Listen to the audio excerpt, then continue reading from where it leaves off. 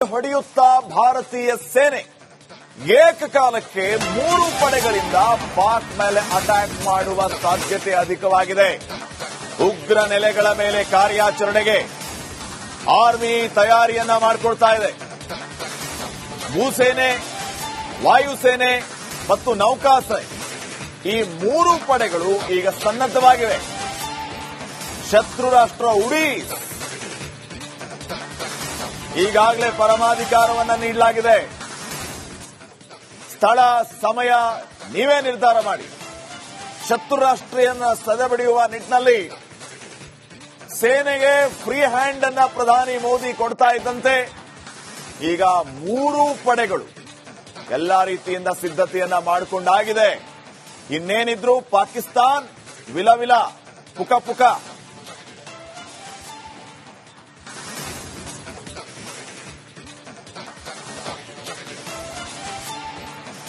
ಯಾವುದೇ ಕ್ಷಣದಲ್ಲಿ ಬೇಕಾದರೂ ಭಾರತೀಯ ಸೇನೆ ಪ್ರತೀಕಾರವನ್ನ ತೀರಿಸಿಕೊಳ್ಳೋದಕ್ಕೆ ಸನ್ನದ್ಧವಾಗಿದೆ. ಇಡೀ ದೇಶದ ತುಂಬಾ ಈಗ ಒಕ್ಕೊರಲ ಆಗ್ರಹವೂ ಕೂಡ ಪ್ರತೀಕಾರದ್ದೇ ಆಗಿದೆ. ಯಾವ ಕ್ಷಣದಲ್ಲಿ ಬೇಕಾದರೂ ಪಾಕಿಸ್ತಾನ್ ಉಡೀಸ್ ಆಗಬಹುದು. ಪಾಕಿಸ್ತಾನ್ ಈಗಾಗಲೇ ಆತಂಕದಲ್ಲಿಯೇ ಕಾಲ ಕಳೆಯುವಂತಹ ಸಂದರ್ಭ ಇದೆ. ಈಗಾಗಲೇ ಆ ಪಾಕಿಸ್ತಾನದವರೇ ಹೇಳ್ಕೊಂಡು ಓಡಾಡ್ತಾ ಇದ್ದಾರೆ. ಸರ್ಕಾರದಲ್ಲಿರುವಂತವರೇ ಪಾಕಿಸ್ತಾನ ಭಾರತದ ದಾಳಿಯನ್ನ ಎದುರಿಸಬೇಕಾಗುತ್ತೆ, ಇದನ್ನ ತಪ್ಪಿಸೋದಕ್ಕೆ ಸಾಧ್ಯನೇ ಇಲ್ಲ, ಭಾರತ ಯಾವ ಕ್ಷಣದಲ್ಲಿ ಬೇಕಾದರೂ ದಾಳಿಯನ್ನ ಮಾಡಬಹುದು, ಇದು ನಿಶ್ಚಿತ ಅಂತ ಅವ್ರಿಗೇ ಗ್ಯಾರಂಟಿ ಇದೆ. ಇನ್ನಷ್ಟು ಮಾಹಿತಿಯನ್ನ ಕೊಡ್ತಾರೆ ನನ್ನ ಕೊಲೀಗ ರಂಜಿತ್ ಶಿರಿಯಾರ್. ಈಗ ಕಾಶ್ಮೀರದಿಂದ ನಿರಂತರವಾಗಿ ವರದಿಯನ್ನ ಮಾಡ್ತಾ ಇದ್ದಾರೆ.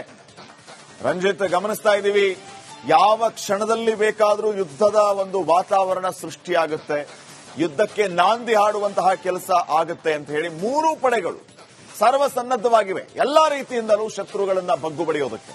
ಸದ್ಯಕ್ಕೆ ಯಾವ ರೀತಿ ಅಪ್ಡೇಟ್ ಲಭ್ಯ ಆಗ್ತಾ ಇದೆ, ಏನ್ ಹೇಳ್ತೀರಾ?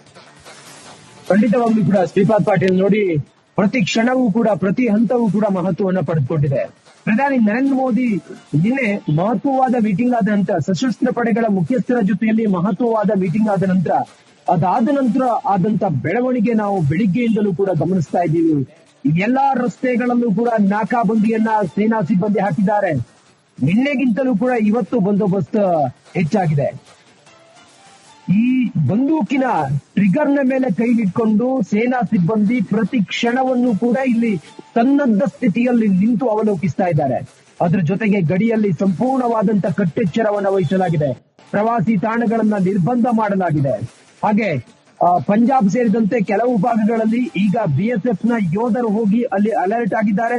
ಅಲ್ಲಿದ್ದಂತಹ ರೈತರಿಗೆ, ಗಡಿಯಲ್ಲಿ ಕೃಷಿ ಮಾಡ್ತಾ ಇದ್ದಂತಹ ರೈತರಿಗೆ 2 ದಿನದ ಒಳಗಾಗಿ ಕಟಾವು ಕಾರ್ಯವನ್ನು ಮುಗಿಸಿ, ಇಲ್ಲದೆ ಹೋದ್ರೆ ಇಲ್ಲಿ ಕಾರ್ಯಾಚರಣೆಗೆ ತೊಂದರೆ ಆಗುತ್ತೆ ಅನ್ನುವ ಸೂಕ್ಷ್ಮತೆಯನ್ನ ತಿಳಿಸಿ ಬಂದಿದ್ದಾರೆ.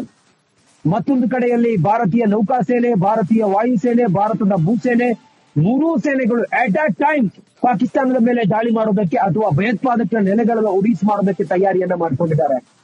ಪಾಕಿಸ್ತಾನದ ರಕ್ಷಣಾ ಸಚಿವ ಖ್ವಾಜಾ ಅಹಮದ್ ಹೇಳ್ತಾ ಇದ್ದಾರೆ, ಭಾರತ ದಾಳಿ ಮಾಡುವುದು ಖಚಿತ, ನಾವು ಅದಕ್ಕೆ ತಯಾರಾಗಬೇಕು ಅನ್ನುವ ನಿಟ್ಟಿನಲ್ಲಿ ಮಧ್ಯರಾತ್ರಿಗೆ ನಿನ್ನೆ ಕಾನ್ಫರೆನ್ಸ್ ಅನ್ನ ಮಾಡಿದ್ರು. ಇದೆಲ್ಲದರ ಹೊರತಾಗಿ ಕಾರ್ಯಾಚರಣೆಯ ಭಾಗವಾಗಿ ತೆಲಂಗಾಣದಲ್ಲಿ ಎನ್ಐಎ ಅಧಿಕಾರಿಗಳು ಈಗ ತೀವ್ರವಾದಂತ ತನಿಖೆಯನ್ನು ಮಾಡ್ತಾ ಇದ್ದಾರೆ. ಕೆಲವು ಇಲ್ಲಿನ ಸ್ಥಳೀಯರನ್ನ, ಆತಂಕವಾದಿಗಳನ್ನ ವಶಕ್ಕೆ ಪಡ್ಕೊಂಡಿದ್ದಾರೆ. ಮತ್ತೊಂದು ಕಡೆಯಲ್ಲಿ ಸೇನೆ ಗಡಿಯಲ್ಲಿ ನಿರಂತರವಾಗಿ ಸಮರಾಭ್ಯಾಸವನ್ನ ನಿರಂತರವಾಗಿ ಮಾಡ್ತಾನೆ ಇದೆ. ಮುಂದುವರೆದು ಗಮನಿಸ್ತಾ ಹೋದ್ರೆ ಭಾರತದ ವಾಯುಗಡಿ, ಭಾರತದ ನೌಕಾ ನೆಲೆಗಳಿದಾವಲ್ಲ, ಇಲ್ಲೆಲ್ಲ ನೌಕಾ ಮಾರ್ಗ ಮತ್ತು ಸಮುದ್ರ ಮಾರ್ಗ ಮತ್ತೆ ವಾಯು ಮಾರ್ಗದಲ್ಲಿ ಪಾಕಿಸ್ತಾನದ ನೌಕೆ, ಪಾಕಿಸ್ತಾನದ ವಿಮಾನ ಹಾರಾಟವನ್ನ ಸಂಪೂರ್ಣವಾಗಿ ನಿಷೇಧ ಮಾಡುವ ಕುರಿತಾಗಿ ತೀರ್ಮಾನಗಳಾಗಿದೆ. ಇದೊಂದ್ ವೇಳೆ ಆಯ್ತು ಅಂತೇಳಿ ಹೇಳಿದ್ರೆ ಪಾಕಿಸ್ತಾನ ತುತ್ತಿ ಬಳಸಿ ಇಂಡೋನೇಷಿಯಾ ಸೇರಿದಂತೆ ಕೆಲವು ಭಾಗಗಳಿಗೆ ತುತ್ತಿ ಬಳಸಿ ಹೋಗ್ಬೇಕಾದಂತ ಪರಿಸ್ಥಿತಿ ನಿರ್ಮಾಣ ಆಗುತ್ತೆ. ಒಟ್ಟಾರೆ ಕಾರ್ಯಾಚರಣೆಯ ಭಾಗವಾಗಿ ನಿರಂತರವಾಗಿ ಕಾಶ್ಮೀರದ ಒಳಗಡೆ ಸನ್ನದ್ಧ ಸ್ಥಿತಿಯಲ್ಲಿರುವಂತೆ ಸೂಚನೆಯನ್ನು ಕೊಡಲಾಗಿದೆ. ಭಾರತೀಯ ಸೇನೆಗೆ ಪರಮಾಧಿಕಾರವನ್ನ ಮೋದಿ ಕೊಟ್ಟಿರೋದ್ರಿಂದಾಗಿ, ಕೇಂದ್ರ ಸರ್ಕಾರ ಕೊಟ್ಟಿರೋದ್ರಿಂದಾಗಿ ಸದ್ಯಕ್ಕೆ ಯಾವ ಕ್ಷಣದಲ್ಲಿ ಬೇಕಾದ್ರೂ ದಾಳಿ ಆಗ್ಬೋದು. 48 ಗಂಟೆ ಬಹಳ ಪ್ರಮುಖ ಅಂತ ಹೇಳಿ ಈಗಾಗಲೇ ಸೇನೆ ಎಲ್ಲಾ ಸಿಬ್ಬಂದಿಗಳಿಗೂ ಕೂಡ ಸೂಚನೆಯನ್ನು ಕೊಟ್ಟಿದೆ. ಈ 48 ಗಂಟೆಯಲ್ಲಿ ಕಾರ್ಯಾಚರಣೆ ಹೇಗಿರುತ್ತೆ, ಅಥವಾ ಪಾಕಿಸ್ತಾನದ ಮೇಲೆ, ಭಯೋತ್ಪಾದಕರ ಮೇಲೆ ಸೀಮಿತವಾದಂತ ಸ್ಥಳಗಳ ಮೇಲೆ ದಾಳಿ ಆಗುತ್ತಾ ಅಥವಾ ನೇರವಾಗಿ ಅಟ್ಯಾಕ್ ಆಗುತ್ತಾ ಅನ್ನೋದ್ರ ಬಗ್ಗೆಯೂ ಕೂಡ ಎಲ್ಲರಿಗೂ ಕುತೂಹಲ ಇದೆ. ಇಡೀ ದೇಶವೇ ಪ್ರತೀಕಾರ ಆಗ್ಬೇಕು ಅಂತ ಹೇಳಿ ಕೇಳ್ತಾ ಇರುವಾಗ ನರೇಂದ್ರ ಮೋದಿ ಅವರು ಇವತ್ತು 4 ಸರಣಿ ಸಭೆಗಳನ್ನ ಕರೆದಿದ್ದಾರೆ. ಈ 4 ಸರಣಿ ಸಭೆಗಳಲ್ಲಿ ವಿದೇಶಾಂಗ ಸಚಿವರು ಇರ್ತಾರೆ, ರಕ್ಷಣಾ ಸಚಿವರು ಇರ್ತಾರೆ, ಗೃಹ ಸಚಿವರು ಇರ್ತಾರೆ, ದೇಶದ ಪ್ರಧಾನಮಂತ್ರಿಗಳು ಇರ್ತಾರೆ.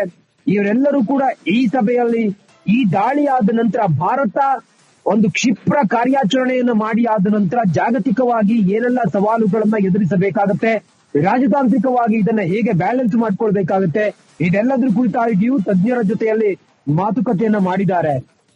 ಭದ್ರತಾ ಸಲಹೆಗಾರ ಅಜಿತ್ ದೋವಲ್ ಕೆಲವು ಸೂಕ್ಷ್ಮ ವಿಚಾರಗಳನ್ನ ಪ್ರಧಾನಿ ನರೇಂದ್ರ ಮೋದಿ ಅವರಿಗೆ ಮೀಟಿಂಗ್ ನಲ್ಲಿ ನಿನ್ನೆ ತಿಳಿಸಿದ್ದಾರೆ. ಇವತ್ತು ಕೂಡ ಇರ್ತಾರೆ.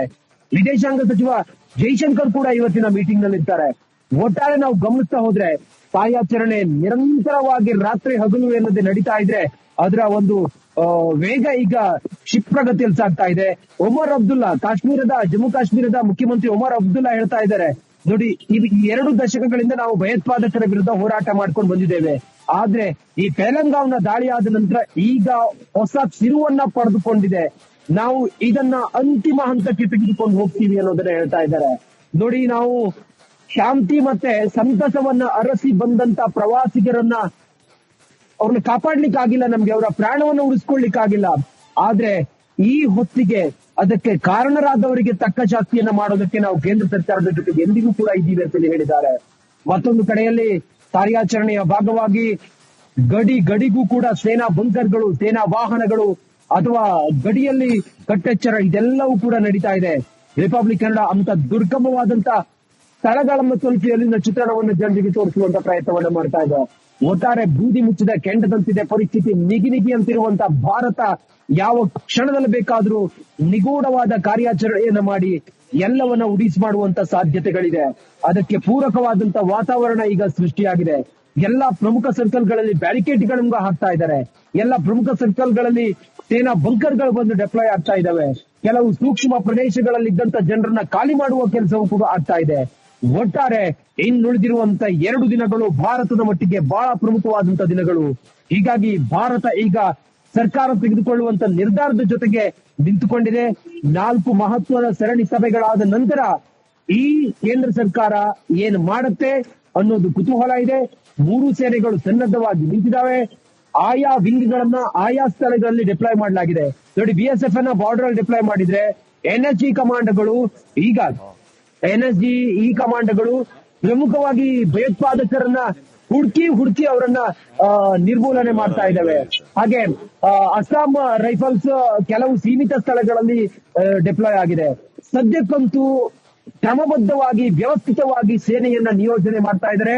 3 ಸೇನೆಗಳು ಈಗ ಕಾರ್ಯಾಚರಣೆಯ ಗ್ರೌಂಡ್ ಇಳಿದು ಈ ಭಯೋತ್ಪಾದಕರ ಸಂಹಾರಕ್ಕೆ ತೊಡೆತಟ್ಟಿ ನಿಂತಿದೆ. ಓಕೆ, ಥ್ಯಾಂಕ್ ಯು ರಂಜಿತ್ ಮಾಹಿತಿಗಾಗಿ.